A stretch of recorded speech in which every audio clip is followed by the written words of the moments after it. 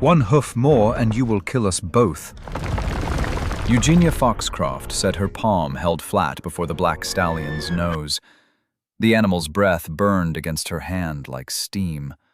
Mud soaked the hem of her white Sunday gown. Behind her, Ashcombe Bridge gave one low groan, the sound of old timber surrendering. The rider reined in hard. The stallion rose, iron shoes flashing above the rutted Gloucestershire lane, and Eugenia did not step back. The brass-linked surveyor's chain bit twice around her wrist. She had wrapped it there because her hands shook when she ran from chapel, and she was ashamed of the shaking. Let it look like defiance, then. Let the county remember a chain, not her fear. A heartbeat later, the middle span of Ashcombe Bridge cracked open. Oak braces snapped like pistol fire. Stone dust burst from the piers. The road dropped into the river in a plunge of black timber and white water close enough for spray to strike Eugenia's cheek. For one stunned second, the valley held its breath. Then the river roared. Only then did the rider dismount. He came down from the saddle with the fury of a man unused to being stopped by any hand, least of all a woman's. His dark riding coat clung wet to his shoulders. Rain and river mist had plastered his hair to his brow, but no fright softened his face. He looked at the broken bridge. He looked at Eugenia. Then he stripped off one sodden glove as though bearing a weapon. "I am Aldous, Duke of Lyndhurst," he said. "And you will tell me why you stand in the middle of my road wearing a surveyor's chain like a bracelet." Eugenia Foxcroft did not lower her hand at once. "I stand here, Your Grace," she said, "because permission from your estate office has never yet held a rotten beam upright." His eyes sharpened. They were a dark, impatient gray, the sort of eyes accustomed to doors opening before the hand reached them.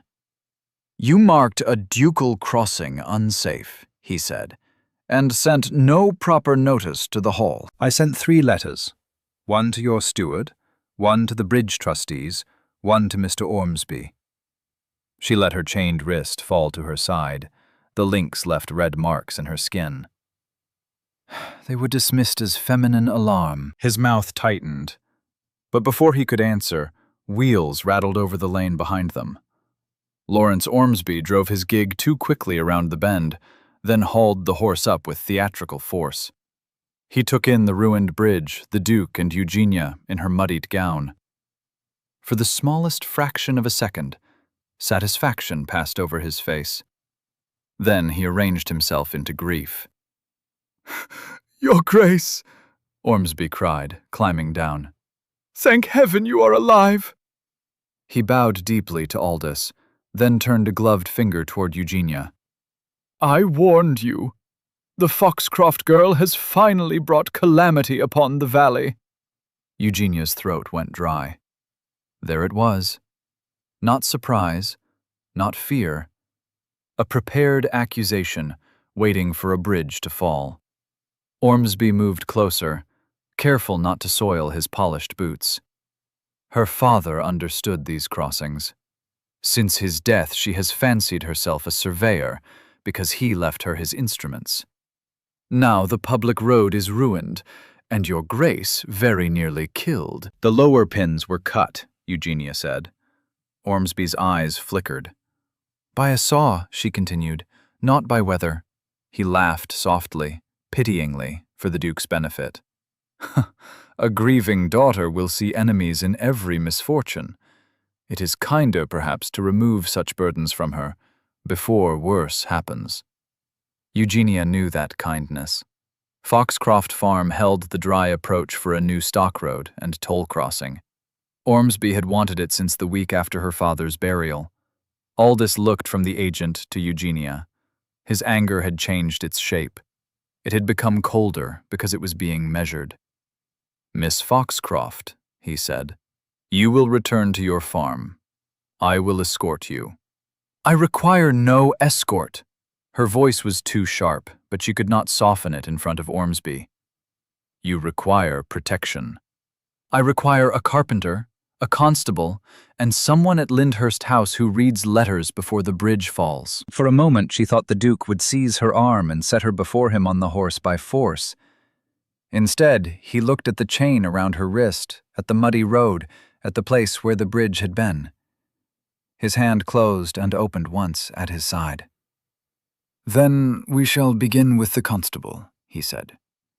Ormsby's smile faded. By nightfall, the valley had turned itself against her. The storm grew heavier, driving rain under the eaves of Foxcroft Farm and making candles gutter in their sticks. Twice, boys came to the kitchen door with fresh gossip. Miss Foxcroft had known the bridge would fall. Miss Foxcroft had weakened it herself to force a new road across her land. Miss Foxcroft had gone wild since her father died. Eugenia gave the boys bread and sent them away before Mrs. Vale, her old housekeeper, could box their ears. Then she took down her father's lantern. "You are not going out," Mrs. Vale said. "I am going to the lower sheep bridge." "You are going to your death, then?" "No," Eugenia fastened her cloak. "I am going to find the hand that cut the first bridge before it cuts the second." Eugenia hid in the bracken above the lower sheep bridge for nearly an hour, soaked to the skin, one hand closed around the lantern shutter. Her father had taught her to listen to wood in rain.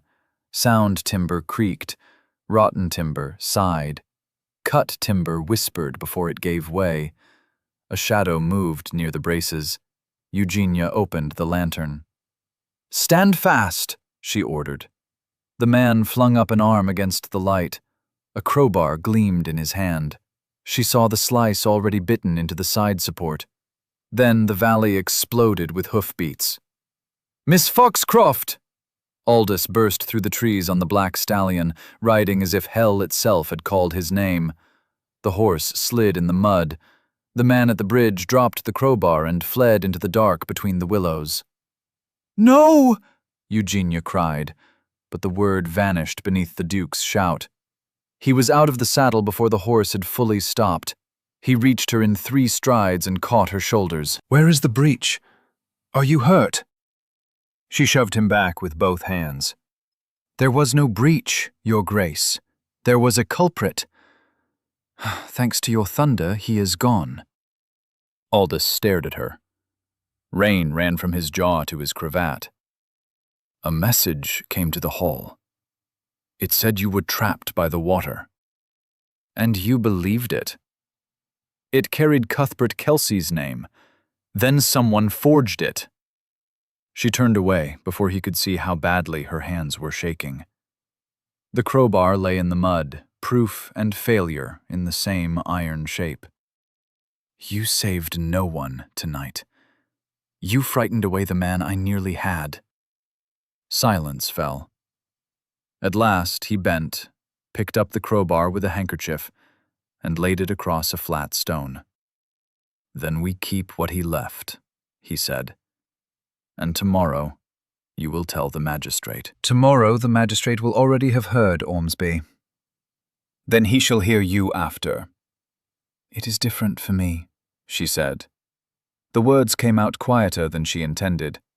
Aldous heard them. His expression shifted, not into pity. Pity would have been easier to despise. This was attention. "Then tell me how it is different," he said. Eugenia pulled the wet cloak tighter. "Not tonight." 2 days later, he summoned her to Lyndhurst House for an inquiry. She almost refused. Pride urged it. Practical sense dragged her into her oldest woolwork dress. Before leaving, she wrapped the surveyor's chain around her wrist again. The Grand Library smelled of beeswax leather and old decisions. A dozen men waited around a mahogany table: estate agents, bridge trustees, a road contractor, 2 magistrates, and Ormsby, who had placed himself near the Duke as naturally as mildew choosing a damp wall. Aldous stood at the head of the table. When she entered, his gaze moved once over her face, her sleeve, the red marks where the chain had rubbed her wrist raw. "Miss Foxcroft," he said, "you will sit." A footman brought a chair at once. The inquiry began as Eugenia had known it would. Men spoke of flood strain, as if she were not the person who had measured it in sleet. They spoke of bridge maintenance, as if her father had not kept those ledgers for 26 years. They spoke of Foxcroft Farm as if it were already an item on a sale list. Ormsby's voice was mild, sorrowful, poisonous. No one questions Miss Foxcroft's devotion. But devotion is not competence. For public safety, the farm ought to be purchased and placed under proper masculine management. Eugenia did not defend her feelings. Feelings were a field where men like Ormsby always dragged women to make them look foolish. She lifted a heavy ledger from her satchel and laid it across his neat maps. "If Foxcroft is sold," she said, "who will measure the flood strain at the upper locks?" The contractor frowned. "What has that to do with Ashcombe?" "Everything, if your men have left the sluice gates closed for 3 days." She opened the ledger to a page of figures and watermarks. "If it rains tonight, Stoley Meadow floods by morning. The market road goes under before noon." The room stilled. Ormsby's nostrils flared. "That is speculation. That is measurement. From a lady with a chain on her wrist. From a landholder whose father trained her to read a river because he had no son and no patience for fools." Aldous did not smile. He looked at the ledger, then at the men who had stopped speaking. "Be silent, Ormsby," he said. The words were not loud. They did not need to be. Aldous turned back to Eugenia. "Show me the upper locks, Miss Foxcroft." For the next hour she used the brass weight at the end of her chain to point over maps, ledgers, and Ormsby's increasingly useless reports. Men interrupted. She answered. Men doubted her figures. She opened the page where her father's ink and her own calculations matched within 1 inch. When the inquiry ended, Aldous closed the ledger with one palm. "There will be a joint inspection of every crossing between Foxcroft and Lyndhurst. Miss Foxcroft will guide it. Mr. Ormsby will provide all bills, purchase orders and repair lists from the last 6 months." Ormsby bowed. "Of course, Your Grace." Eugenia heard the murder in his courtesy. The inspections began the next morning. Aldous arrived at Foxcroft Farm before breakfast. Wet boots already muddy, temper already in motion. He did not wait to be invited in. He strode toward the north lane as if the land itself had been late to report for duty. Eugenia let him go. Within 10 minutes, the Duke of Lyndhurst was sunk to the shin in Gloucestershire clay. He looked down at his trapped boot. Then he looked up at her. She stood on the ridge, entirely dry beneath her brown cloak. She had known the bank would give way where rushes grew pale at the base. "The clay is deceptive, Your Grace," she said. "It looks solid until one tries to command it." For half a breath, his face remained thunderous. Then a short, startled laugh escaped him. It was not an elegant sound. It broke out of him as if unused and somewhat offended by daylight. Eugenia looked away quickly, because answering laughter with a smile felt more dangerous than crossing a broken bridge. He freed his boot with an undignified noise and climbed to the ridge beside her. After that, he did not stride ahead. He adjusted his pace to hers. For a week, they walked the wet lanes between Foxcroft and Lyndhurst. Aldous used his authority to open locked barns, summon reluctant workmen, and demand accounts no one had meant to show her. Eugenia used her knowledge to read mud, timber, water lines, and lies. When she wrapped the chain around a post, he held the ledger. When she crouched beneath a brace, he stood where his coat could block the rain without touching her. When a farmer called her the little bridge mistress under his breath, Aldous looked at the man until the fellow discovered urgent business elsewhere. At Wheaton Brook, rain blurred the figures in the ledger faster than Eugenia could call them out. Aldous stepped closer and angled his body against the weather, one arm braced over the page. His glove brushed her bare wrist. The touch lasted no longer than a blink. Still, both of them stopped. Eugenia felt the heat of him through the cold rain, felt the strength held in check inches from her shoulder. Aldous's gaze dropped not to the chain, but to the place where his glove had grazed her skin. Then, for one dangerous second, his eyes lifted to her mouth. He swallowed. "Your figure, Miss Foxcroft," he said, voice rougher than before. "The depth at the center. Brace." Eugenia looked back at the river because the alternative was to look at him. 4 feet 7 inches. He wrote it down with unusual care. After that, the rain seemed louder.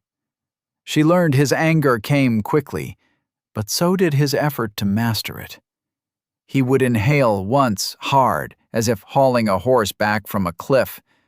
Then he would ask, "What next, Miss Foxcroft?" One afternoon, after a long inspection at the lower mill, Eugenia returned to Foxcroft to find 20 sacks of winter feed stacked neatly in the barn. No crest marked them. No note claimed thanks. But the cart ruts were wide, and the horsehair caught on the gate was black. Mrs. Vale stood in the doorway, arms folded. "Lyndhurst bread. I did not ask for charity." "No," which is perhaps why it was delivered as feed.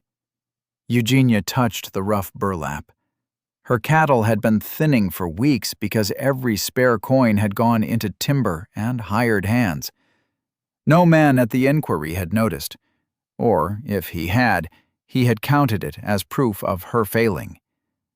Aldous had noticed, and said nothing. That made her throat ache worse than praise would have done. The county did not soften with him. At the end of the week, Ormsby found them at the damaged Foxcroft sheepfold, where Cuthbert was trying to shore up a fence before the ewes wandered toward the flooded meadow. "Leave it, old fool," Ormsby snapped, and shoved Cuthbert hard enough that the old man fell into the mud. The sound that came from Aldous was not a word. He moved so fast, Eugenia saw the violence before she understood it. One stride, a raised hand, Ormsby's throat within reach. "Your Grace!" Her voice cut across the yard. Aldous stopped. Eugenia stepped into his line of sight. "This is my ground." His gaze dropped to hers. For one agonizing second, she saw the battle inside him. He wanted to break Ormsby. Then his hand lowered. He took one step sideways and stood between Ormsby and Cuthbert, a black-coated wall of restraint. He gave Eugenia the space. She turned to Ormsby. "Get off my land." He sneered, though his face had lost color. "Your land, for the present. If you touch my tenant again, I will swear complaint before the magistrate, and I will bring the Duke of Lyndhurst to witness that you laid hands on an old man because you mistook cruelty for courage." Aldous did not speak. He did not take the sentence from her. He only stood there, breathing hard, holding the danger back by force of will. Ormsby looked from her to the Duke and found no rescue in either face.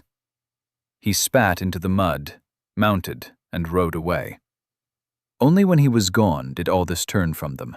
His hand was shaking. Eugenia helped Cuthbert to the bench near the sheepfold. She looked up to see Aldous walking away, his broad shoulders rising and falling heavily as he fought to master his own breath. At last, Eugenia found him by the broken fence, staring toward the river. "You wanted to kill him," she said.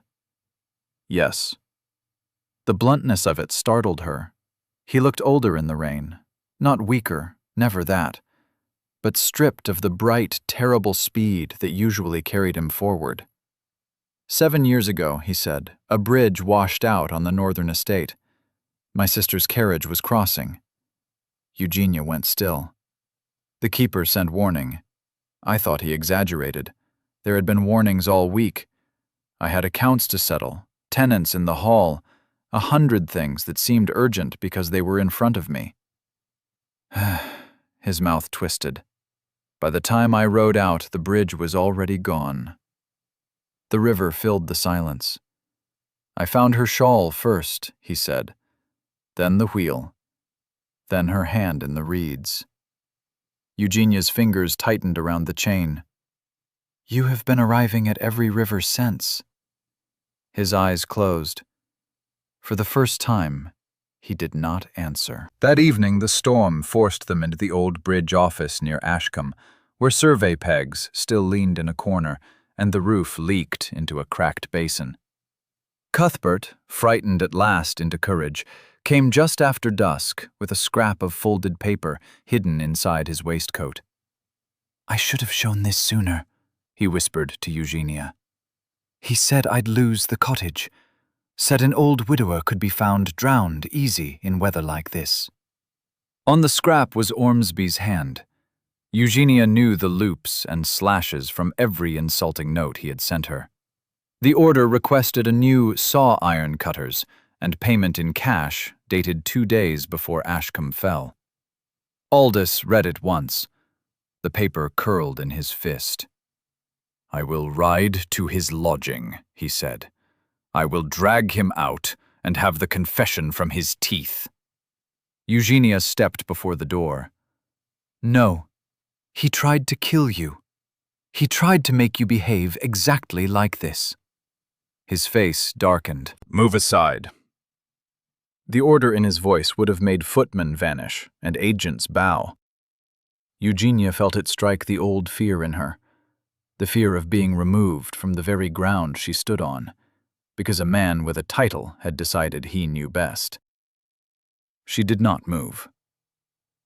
If you drag him through the village by the collar, she said, tomorrow every man in Stowley will say the Duke protects his mad little farmer, because she has no proof that can stand without his fists. I do not care what they say. I do. The words rang in the small room. Aldous stopped. I care because I must live here when your rage has galloped on. I care because my father left me a farm, not a romance, for the county to laugh over. I care because if I win only by standing behind you, I lose the thing I am trying to prove. I will not let him ruin you, Eugenia. Her name in his mouth nearly undid her. She held fast. You ride into every broken place, as if arriving fast enough could raise your sister from the river. Her voice shook once, then steadied. But I am not her, Your Grace. I was already standing on the bridge. I do not need you to ride blindly for me. I need you to stand beside me and let me speak. Aldous looked at her for a long while. Rain ticked through the roof.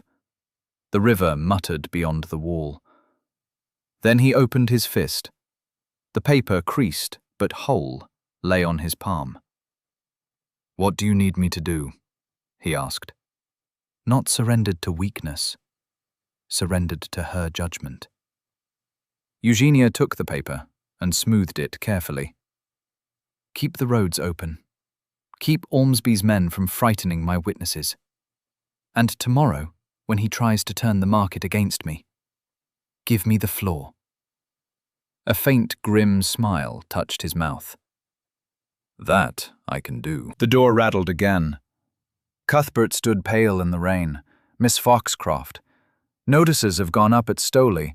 Mr. Ormsby calls a public petition at the cattle market tomorrow. Says the magistrate must declare Foxcroft unfit to hold the stock roads. Aldous answered at once. I can forbid the hearing. No, Eugenia said. She folded the scrap of proof and placed it in her bodice, close to her heart, because she had no safer pocket. Let him bring his petition. We will finish this in the light. The next morning, the sky hung low and iron gray. Eugenia dressed in the white gown. Mrs. Vale objected for 10 full minutes. The gown was stained at the hem and never meant for a market square after rain. Eugenia listened, then took it from the peg herself. "They first saw me in it when the bridge fell," she said. "Let them see me in it when the lie falls." She wrapped a dark shawl around her shoulders and fastened her father's chain at her wrist. Before she left, she stood in the yard and looked at Foxcroft Farm, the low stone house, the patched barn roof, the wet fields, the ewes shifting near the repaired fold. It was not grand. It had never pretended to be. No man would take it from her and call the theft protection. At Lyndhurst House, Aldous received his own message before dawn. One of Ormsby's hired men had been seen near the upper floodgates with an iron bar. If the gates jammed open, the market road would flood, and Cuthbert and the miller would never reach Stowley to testify. The old Aldous would have ridden straight to Ormsby first. Instead, he rode to the gates. He found the man there, boots deep in water, trying to force the wheel. Aldous crossed the stones without a drawn pistol, without a shouted threat. He struck the iron bar from the man's grip, seized him by the coat, and dragged him onto dry ground. The man swung once. Aldous ducked, caught him by the belt, and tied him to the gatepost with his own cravat. "Consider yourself fortunate," Aldous said, "that Miss Foxcroft has taught me the value of evidence." He sent a groom for the constable, checked the gates himself, and rode for Stowley. The cattle market was already packed. Farmers stood ankle-deep in mud. Merchants held ledgers under coats. Women watched from the edges with baskets and bright, wary eyes. Everyone had heard a version of the story. Most had heard Ormsby's first. He stood upon the wooden auction block, one hand pressed to his waistcoat, as though public sorrow pained him. The magistrate sat beneath the awning nearby. 2 constables lingered, uncertain and underpaid. "No one wishes to be cruel to a grieving daughter," Ormsby called. "But sentiment cannot mend a public road. A woman who cannot keep a bridge standing must not hold the land that governs our stock routes. The county bleeds money while Miss Foxcroft plays at measurements. For her own sake, and for ours, Foxcroft Farm must be sold to competent management." Then the crowd shifted. The Duke of Lyndhurst rode into the square on the black stallion. He did not make a speech. He dismounted, handed the reins to a stunned stable-boy, and turned toward the lane from Foxcroft. Eugenia walked through the mud, carrying a slate under one arm. The square did not fall silent at once. It changed by degrees. A whisper there, a pulled sleeve, a woman's soft, "There she is." The men nearest her stepped aside because the Duke had turned his body toward her, as though every eye in the county ought to follow. Ormsby climbed down quickly.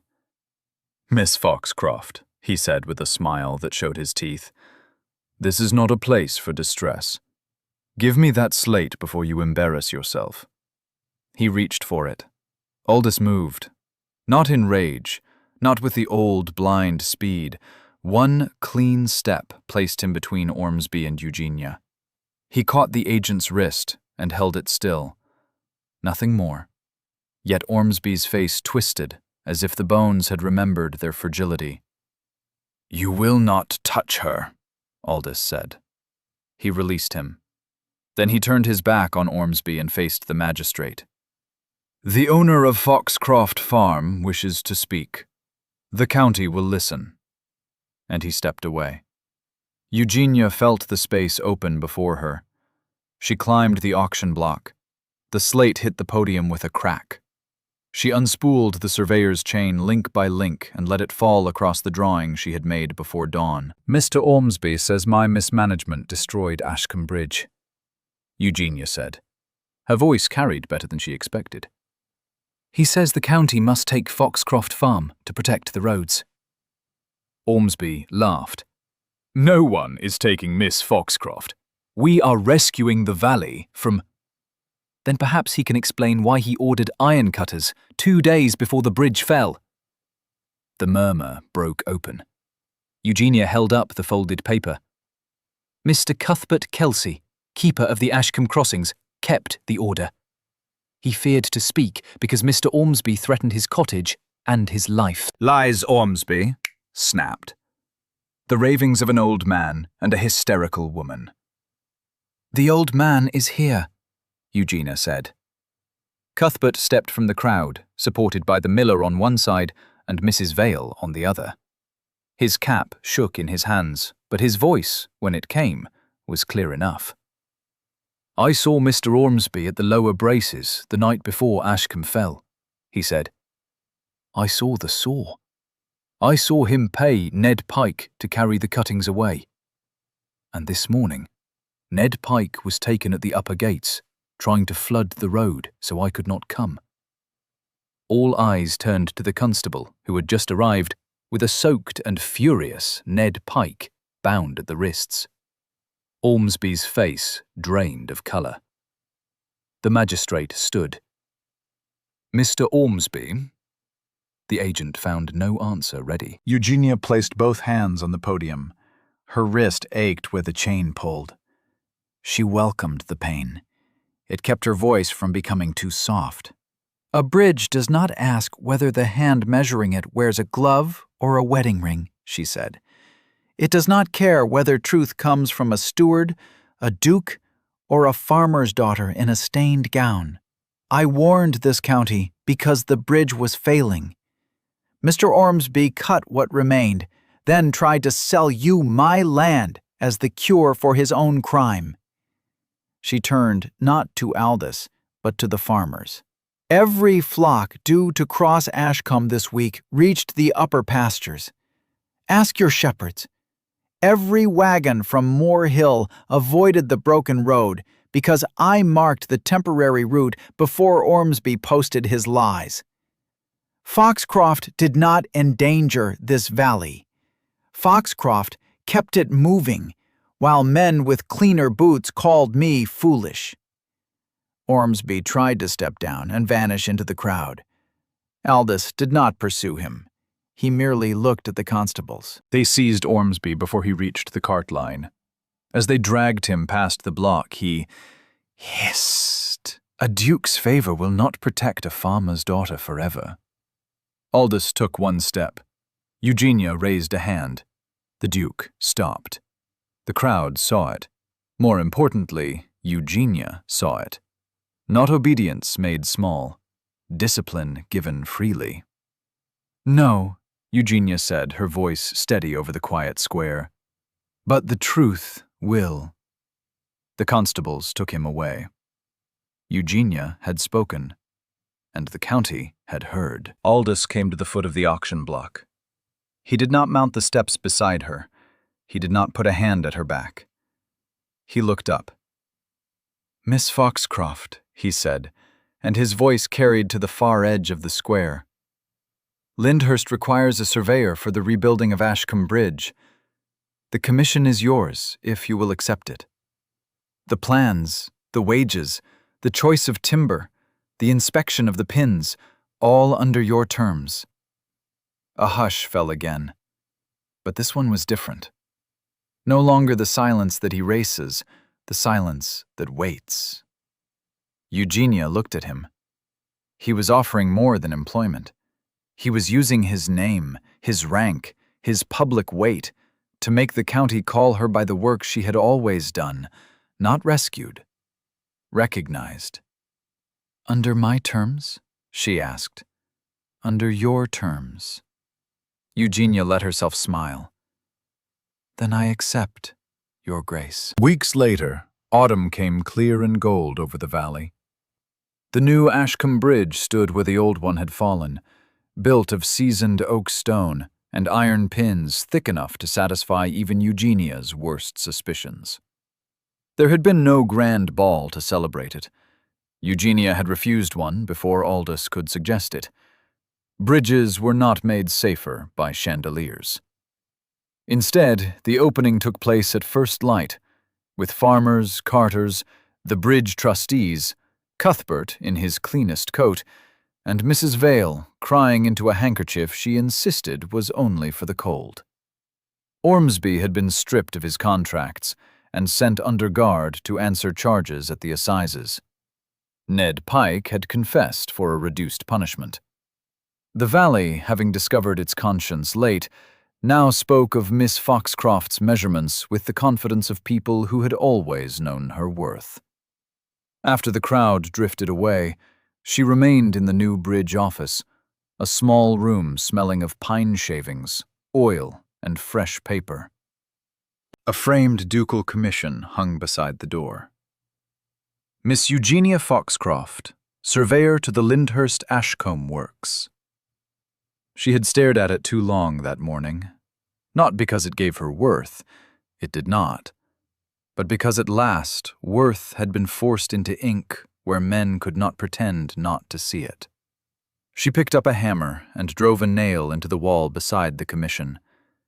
Then she hung her father's surveyor's chain there, link by link, until it settled with a soft, metallic sigh. For the first time since his death, the chain was not a burden around her wrist. Hooves sounded outside. Eugenia looked through the open door. Aldous did not ride hard across the new planks. He stopped at the edge of the road, dismounted, and led the black stallion by the reins. Horse and man crossed at a measured pace. Each step sounded firm against the oak. He came to the center of the bridge and halted a polite distance from her. "The timber holds, Miss Foxcroft. I measured it myself, Your Grace. So I have slept soundly for the first time in years." She stepped out of the office and joined him at the center of the span. Below, the river moved bright and harmless beneath the new braces. It had not changed. Rivers did not become kind because men confessed grief over them. They only became survivable when watched, measured, and respected. Aldous looped the reins over one arm. "There is something I owe you. If it is another sack of feed, send it to Mrs. Vale. She has forgiven you already." His smile came slowly. It altered his whole face, taking the severity from it without making him less himself. "Not feed." He looked toward the far bank, then back to her. "The day the old bridge fell, I was riding to Foxcroft Farm, to inspect my warnings, to dismiss them unread." Eugenia went still. "Ormsby told me you were agitating the parish with feminine nonsense," Aldous said. "I believed him because it was easier than believing a woman I had never met could see what my own men had missed." "You were riding to silence me," she said. "Yes." He looked at the bridge beneath their feet. "You did not merely stop my horse, Eugenia. You stopped me from becoming the sort of man who ignores the crack because the warning comes in a woman's hand." The last thorn around her heart gave way so quietly she almost did not feel it. Aldous reached out, then paused before touching her. The pause mattered. It asked. Eugenia placed her hand in his. His thumb brushed the faint mark the chain had left on her wrist. "May I cross your bridge, Miss Foxcroft?" The question was gentle. It was also not about timber. For one breath, Eugenia almost drew her hand back. She looked down at the mud still dried along the edge of her gown, then at his coat cut by a London tailor, dark and faultless despite the morning wind. A duke's wife would be watched. A duke's wife would be corrected. A duke's wife might be placed in drawing rooms until the world forgot that her hands knew timber, water, and iron. The fear was small but sharp. "What becomes of my bridge," she asked, "if I cross into your world?" Aldous did not answer quickly. That too mattered. "If by my world you mean Lyndhurst House dinners, beaux, and people who think clean gloves are proof of wisdom," he said, "then I hope you will trouble it greatly." Despite herself, her mouth trembled. He stepped nearer, still not crowding her. "I am not asking you to leave your chain for my crest. I am not asking for a quiet duchess who never looks at a river unless it is framed prettily from a window." His voice lowered. "I love the woman who stood in the road and stopped my horse. I love the woman who made a county listen because she knew the truth and would not sweeten it for fools. If I cannot stand beside that woman with mud on her hem and brass marks on her wrist, then I have no right to ask for her hand." The wind moved over the bridge. Eugenia looked at the road ahead, the river below, and the man beside her who had learned to stand still so she could speak. Eugenia did not step aside. She turned, keeping her hand in his. "We will walk it together, Aldous." And they did. Side by side, not hurried, not hidden, they crossed the bridge while the morning widened over the valley. Beneath them, the oak held firm. It held because the pins had been set true, because the water had been given room, because pride had learned to yield before knowledge, and because at last someone had trusted the woman who measured the crack.